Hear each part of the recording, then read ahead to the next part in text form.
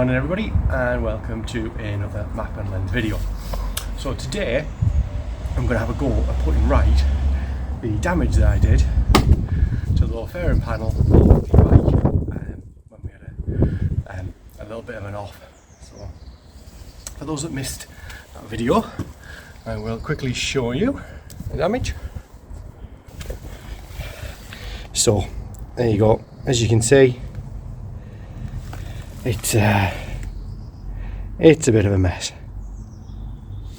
Now, the one benefit for doing such a good job and making it such a mess is that there's very little I can do now that's going to make it worse than what it already is. So it gives me free rein to have a go and try and do a little bit of sanding back, a bit of fill in, and then a little bit of paint just to see if I can make it look a little bit better than it is. I could replace and buy another low pannier, low fairing, but to be honest, I'm not going to spend anything else on the bike for that sort of thing until I can stop falling off it. Because at this point it just seems like wasted money.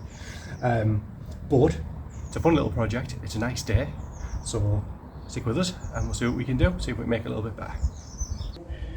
Right, so what we're going to be using for the repair, to start with, we've got a little sanding abrasive block there that we're going to use. Just to start off with as an initial rub down, and also to wrap some of the more fine grit sandpaper around it as well, just so that I've got a nice smooth surface to sand it back with rather than use my hand. I've got some classic P38 multi-purpose body filler, so that should be good. And then a sanding pack there with a variety of different grits to get us down to the point where we're ready to paint, so a little bit step by step and try and get a good finish on it. This isn't in any way a sponsored video, this is all just stuff I've bought myself for the job. I've used these packs before from Helpers when I've done some repairs on a car, and I found them to be pretty good, to be honest. And anybody who's used this stuff before know that it's pretty easy to work with, especially for somebody that's inexperienced and isn't really a body worker. It's good stuff, it's easy to sand back and does quite a good job by filling. So let's have a look and see how we get on. I'm going to use this little abrasive sanding block and just to flatten off some of the little bits that are starting to pop out, I think. So we'll do that as job one. Now you put it out the packet, so it's got a bit of a rough edge, it's got a bit of pliability to it, but it should stop me putting any silly hand imprints when I'm rubbing it down. So here we go, let's give it an initial rub. Again, as you can see here, I've done quite a good job on this. So, and that is the one benefit, is that it's very unlikely that anything that I'm going to do is going to make it that much worse. So in my mind, the only thing I can do is make it a little bit better. This is going to be a really tricky piece, this, trying to build this back up to a point, so I'm not expecting that to look great when I'm done, but again, anything's going to be better than it having a hole in. I also might need to put something at the back just to support the filler, but we'll cross that bridge when I come to it. I think we'll start with the easiest bit, which is just down here, because this is in essence just going to be a bit of a skim across it. Give it a bit of a wipe down with a cloth first. So a little bit of a rag, just wipe it down, just to get all of the loose off. And again, I aren't a professional painter, nor do I claim to be, so all I'm looking for is something that's a little bit better than what we've got now. That's my target. I'm not looking for a professional looking paint job. As you can see, you know, this bike, whilst she's in good nick, she does have little bits and bobs on her, even before I did my stupid drop. So she's far from a show bike. You know, she's usable, and she's my first bike, so first big bike anyway, so I do expect that over the period that I've got it, there's going to be bits and bobs, and if worst came to the worst, I could always just take this lower fairing off, although personally I actually kind of like the look of it, although I know a couple people in the comments said they preferred it without. It's all personal choice, I guess, but for me I do kind of like it. So we'll mix up some filler, and we'll get the first little application across there. In the P38, you pop the top off, you get a little spludger, something to mix it and something to apply it with.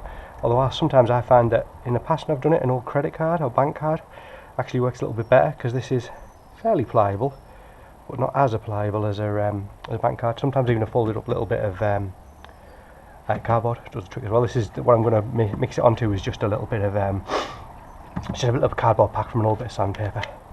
Got a little bit of hardener and a little instruction guide there if anybody needs it.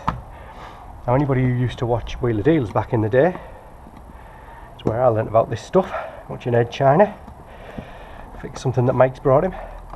And the rule with this stuff is it's supposed to be a golf ball of hardener, golf ball of filler to a pea of hardener. So that's what we're going to aim for. Again, all the times, and I've used this a fair bit in the past, like I say, on cars, I've never gone down the road of fully measuring it, and it kind of always just works out alright as long as you get the measure there or thereabouts. Again, don't follow my advice. You know, I'm just this is just a hobby stuff for me. So there we go. We'll go with a golf ball-ish size of filler to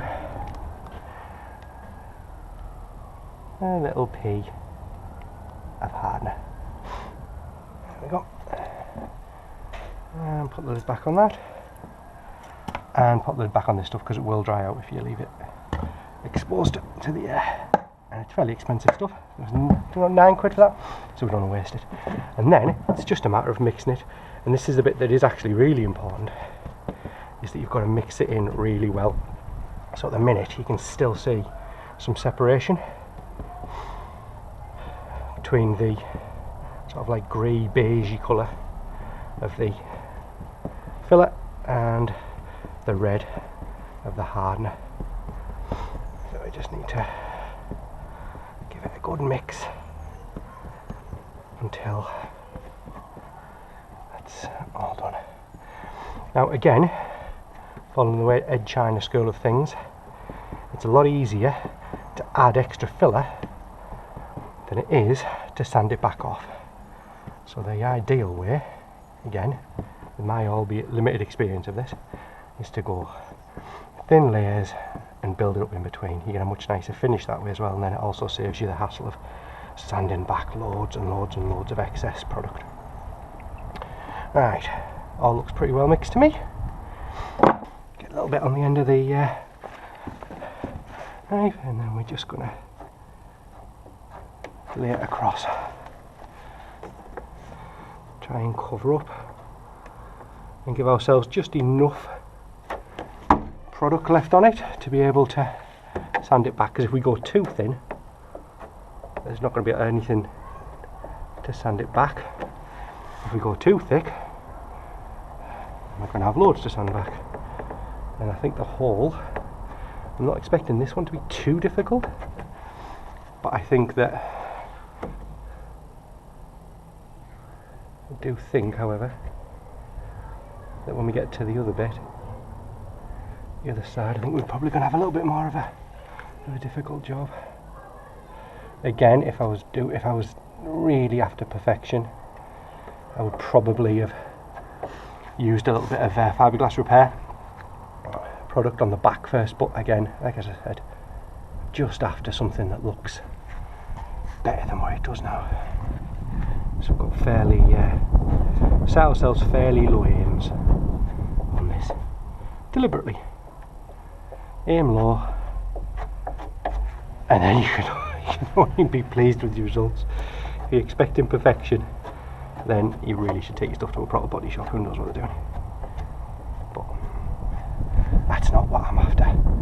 That I'm not even going to apply any filler on, because it's only the top surface it's scuffed, so a little bit of nice sanding back with a nice low grit should sort that out. Now, because there's a little bit of a hole there, and because I haven't put anything in the back, what I'm going to do is just let this cure a little bit, this first application, and then that'll sit in the hole and fill it, and then I'll build up another layer on top of it. And the same is going to apply with this, to be honest. So this is going to be like an initial build up, just to give me a little bit of filler product, I think. And then once we've got that in place, then we can look to add a bit more and a bit more and a bit more to fill up. The silver you can see through there is the little bit of the heat protective backing that comes on this on the lower fairing. So luckily that's not in place. Still stayed in place, which is good.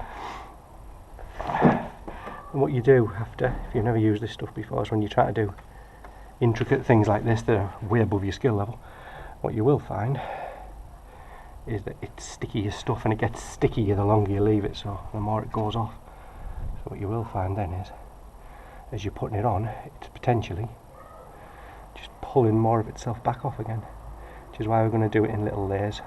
So this is going to be very much just a foundation layer, just to try and fill the initial hole in, and then we'll come back at it. I'm just trying to, just with the initial layer, just try and get something that looks vaguely like it might be the same sort of shape. And again, just to clarify again, this, I'm not looking for an amazing finish here, just looking for better than what I've got, because I'm in the position that, because this isn't an actual part of the bike per se, 4 bolts and the whole side piece is off, same on the other side, and it's all off and gone again. So I'm not too concerned about how it looks. This is just an attempt to save myself having to repurchase another one of these belly pans, and also just because weirdly I kind of enjoy this sort of thing. And the only way you ever get good at anything, I think, is practicing.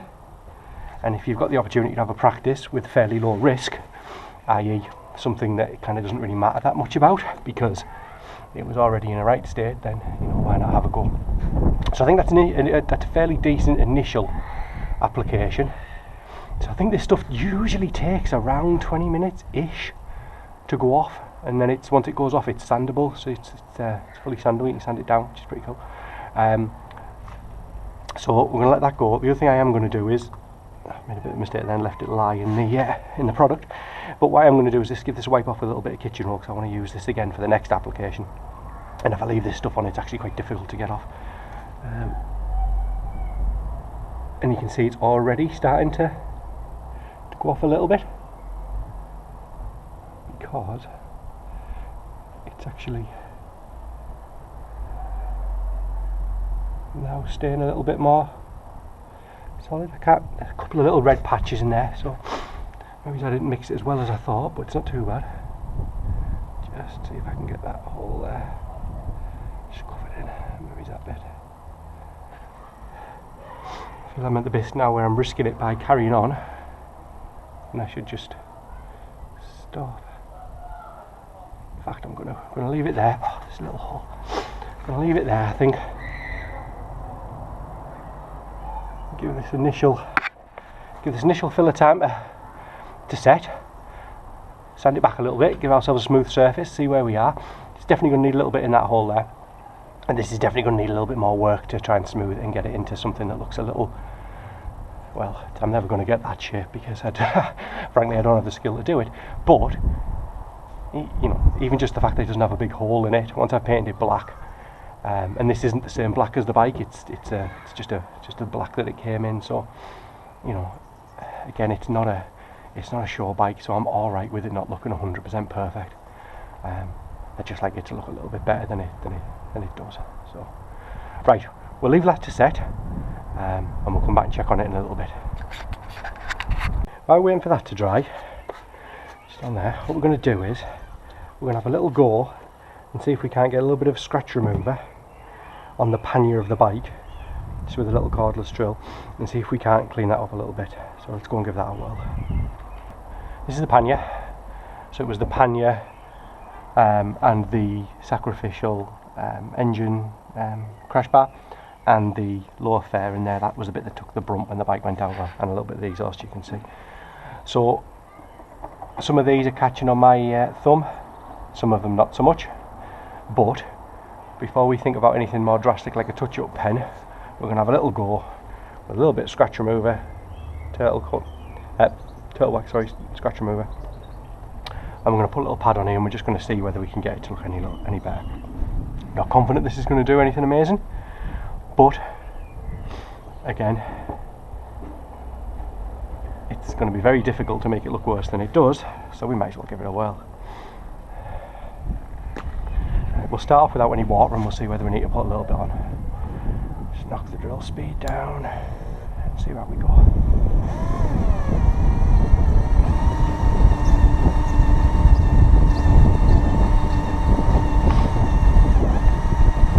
To be honest, even if it doesn't move the scratches, even if we can just T-cut a little bit of the black paint into the scratches, it'll just make them less visible.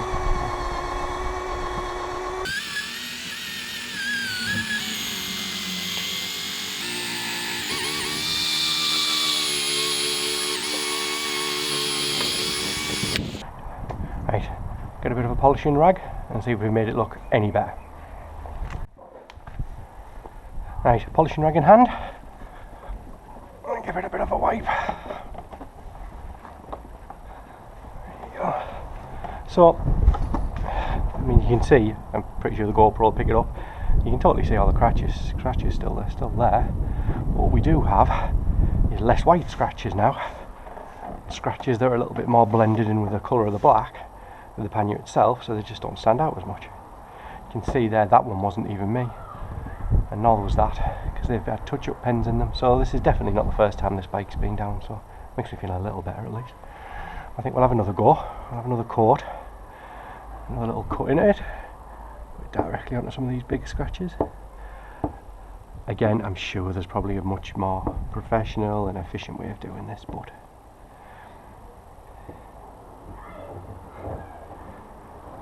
it isn't a show bike, and I'd love to say hand on heart that I'm never going to put it down again, but to be honest, I feel like I need stabilisers or more skill. Right, here we go. Polish go to.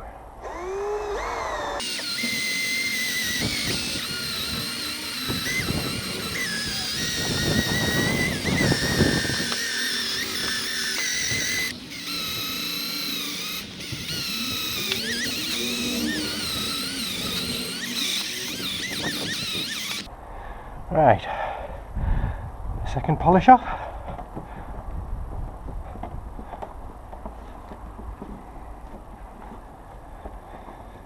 Okay, and there we go. Now, I'm not going to say that happy is how I feel, because I'd have been happier if I hadn't have done it in the first place, but it definitely doesn't stand out as much as it did. And these are going to be completely unpolishable now, because that's the actual marks in the plastic. I can feel my nail dragging into them. So what the T-cut's done, that's the T-cut, but what the scratch, this little wax scratch remover's done is it's just cut a little bit of the surface paint off and just blended it in, and almost filled in those little channels and scrapes with it. So same along the bottom as well. It just means that it doesn't stand out as well or as much as it used to, which I'm cool with. I'm quite happy with that. The other thing I was going to do before the off anyways, I think I'm going to take these Duval little badges off. They're a little shiny for me, so yeah, I might have a go and see if we can get those off. Right, the filler's starting to cure. See there? Just read the pack and it's 20 minutes, but it starts to go hard, and it's been out 20 minutes, but give it a little bit longer, I think. Yeah, a bit longer, I think, but we're almost there.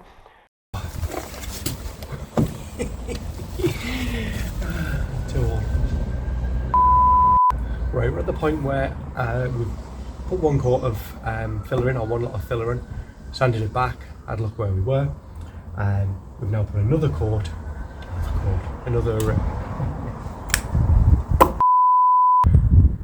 just applied this second coat of filler. It's not a coat, it's not paint. Come on, you got this, James. Come on.